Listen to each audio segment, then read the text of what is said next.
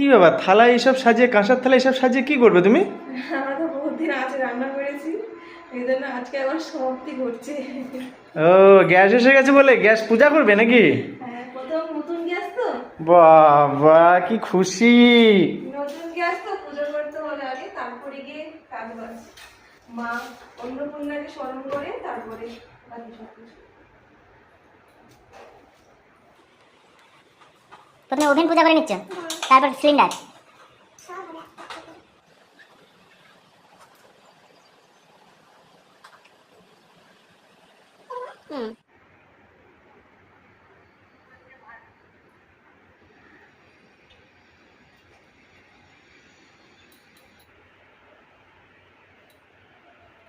বাহ, সুন্দর সুন্দর।